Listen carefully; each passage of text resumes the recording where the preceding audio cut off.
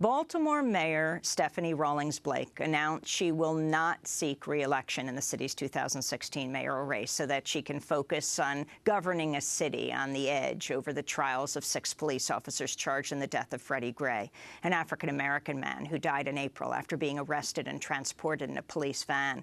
Rawlings-Blake made the announcement on Friday. We all know that this is a very critical time in our city. Many important decisions lie ahead, both in recovering from April's unrest and managing our city through the multiple trials that are coming up.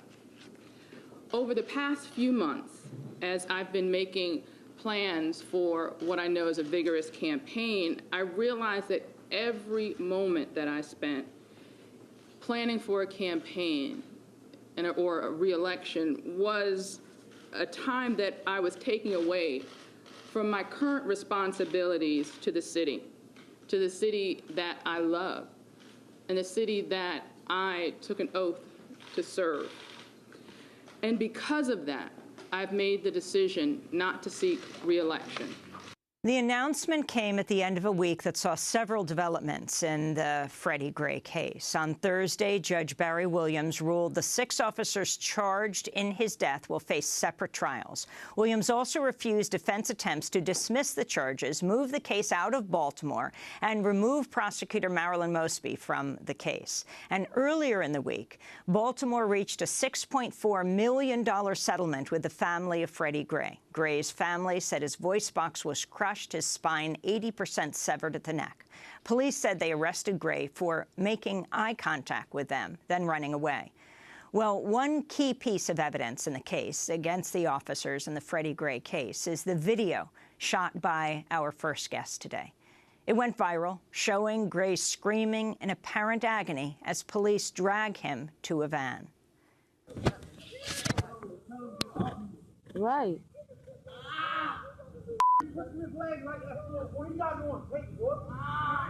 Right. His leg look broke. Look at his leg. Look at his leg. That boy leg look broke. His leg broke and y'all dragging him like that. Kevin Moore, the man who shot the video, joins us today. The Baltimore resident lives in the Gilmor housing projects where Freddie Gray lived, was one of the people who documented Gray's final moments before being taken into police custody. After filming the event, Kevin became a member of WeCopwatch, a nationwide effort to reduce police violence and harassment by videotaping encounters with the community. He also founded a WeCopwatch chapter in Baltimore. Welcome to Democracy Now! It's great to have you with us, Kevin. Good morning, Amy. Thank you so much. Let's talk about what happened on April 12th in the morning. Where were you when Freddie Gray was being arrested? That morning, I was in the bed. I was sleeping, and it was a Sunday morning. It was a Sunday morning, yes. It was, I think, like 9:30-ish, and yeah, I was sleeping, and somebody came hollering. They were yelling, "They're tasing him! They're tasing him!" And so I hopped up out the bed and I grabbed my hoodie and my pants and my phone, and I was out the door. And what'd you do?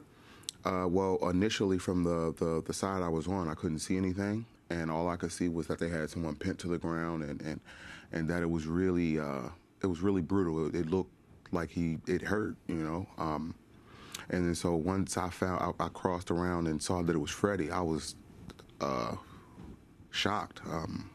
You knew Freddie? Oh, Freddie was a friend of mine. Freddie was a friend of a lot of people there in that area, in that community. And when it happened to him, when I first saw him, I'm like, wow, oh my God, it's happening here right now in front of me. And so had you filmed before? Never. I was always witnessing or you know, there for police brutality, but the Freddie Gray incident was the first time I ever picked up a camera and actually pushed it this far, you know. Now, picked up a camera, you mean your cell phone? Yes, absolutely. And where were you as they were, and what were they doing to Freddie? What were you seeing through your cell phone? I was in the street on, it's a street called Pressbury, and I was in the middle of the street, and I could see he was handcuffed, and like they had the heels of his feet and his back in the middle of his back almost. And what do you mean?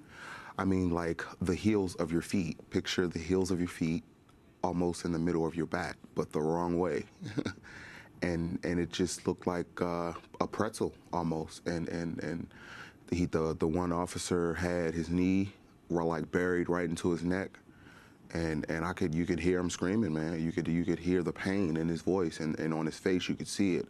And then when they picked him up and you know, drug him to the van, you could see he had no control of his legs, or wasn't able to stand, or, you know, which is why they dragged from one point to the other. So. And you just filmed him going into the van, Yeah. you being dragged into the van. Yes, absolutely. And then what happened?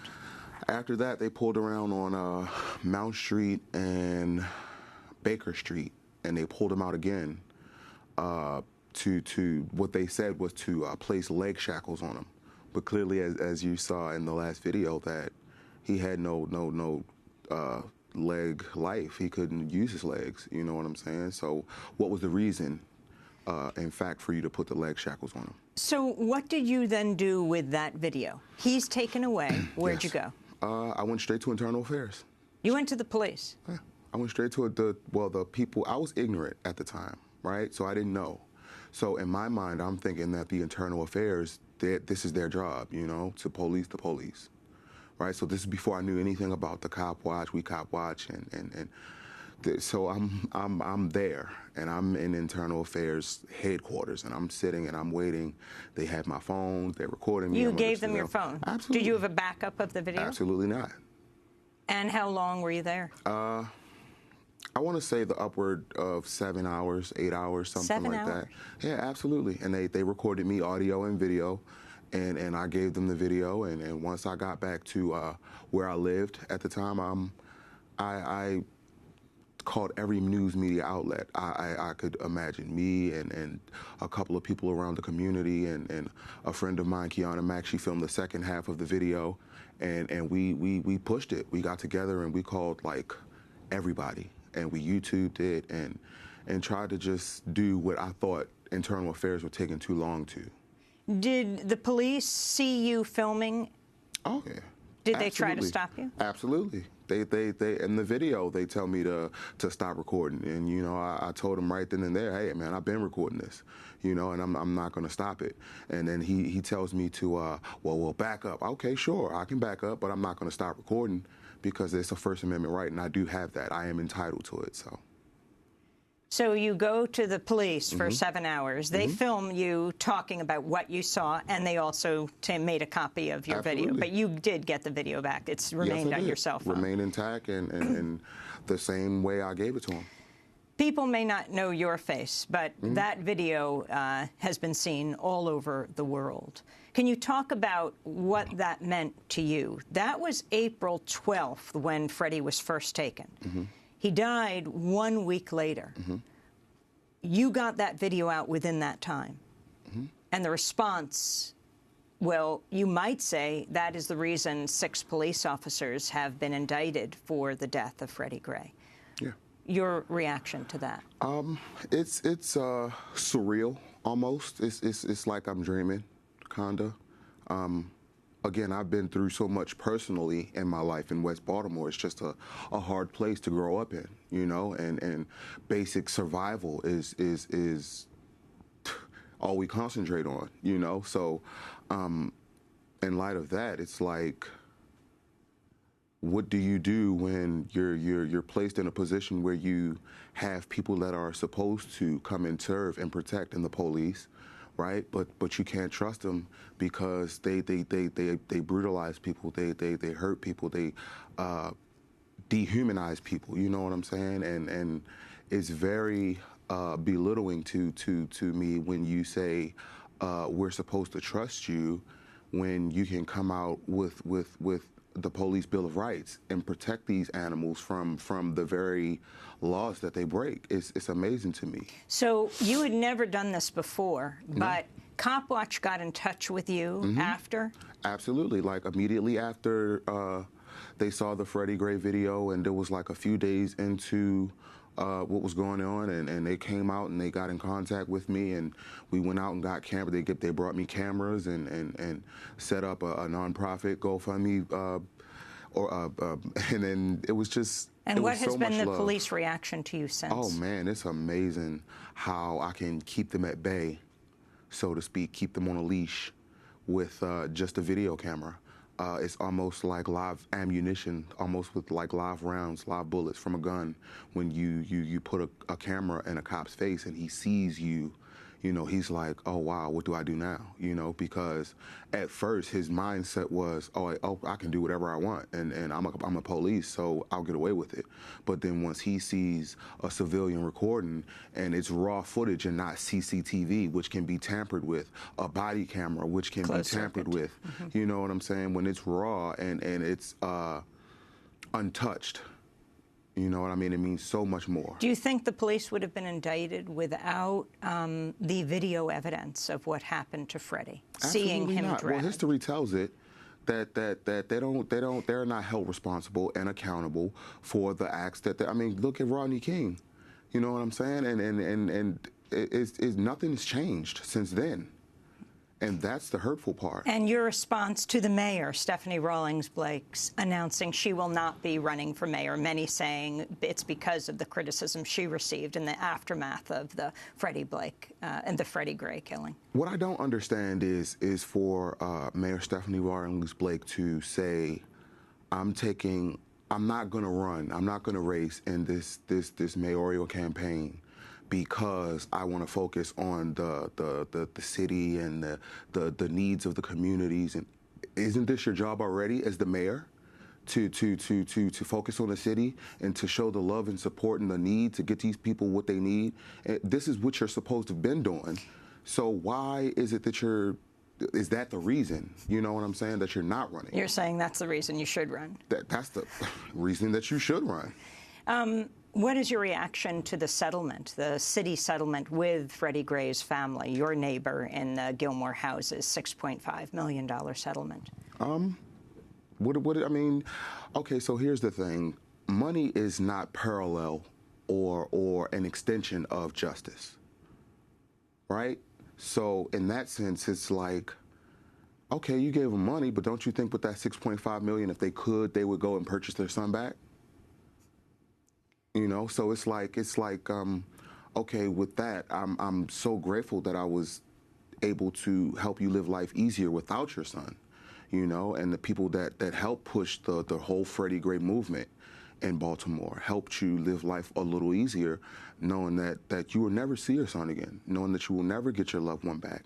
And that even if you wanted to spend that whole $6.5 million to get him back, that you couldn't. And finally, did the police go after you after the film? Did they take you in? Oh, yeah. They locked me up, and me and two of my brothers from Ferguson. And still to this day, I get harassed, and police sit outside my son's school, and they ride past taunting me with their phones up. I'm cop watching, and it's just, it's... Are you afraid? What, for my life? Or, well, no, but... I'm more so afraid for my family than myself, actually. You know, if they're okay, then I'm fine. You know, I feel as though my name is out there far enough to where the people, if anything happened to me, the people will know where it came from. You know, and just know that if I do end up dead today or tomorrow, that I didn't kill myself, and that if I do end up locked up, that I didn't commit suicide. You know what I'm saying? And But you're going to keep filming? Oh, yeah. Oh, yeah. I didn't start this Gilmor Homes patrolman for nothing. I didn't start the WeCopwatch in Baltimore just for the Freddie Gray movement. It's so much bigger than Freddie Gray, and it's because police brutality is across the world. I was talking to some friends from Brazil last night, and it brought me to tears to actually see the footage. And here I thought I had it bad. You know what I'm saying? And then see that, it's like almost third worldly. I want to thank you very much for being with us. Kevin Moore, Baltimore resident, lives in the Gilmor housing projects, one of the people who documented Freddie Gray's final moments before being taken into police custody. Kevin is now a member of WeCopwatch, a nationwide effort to reduce police violence and harassment by videotaping encounters with the community, founder of WeCopwatch in Baltimore.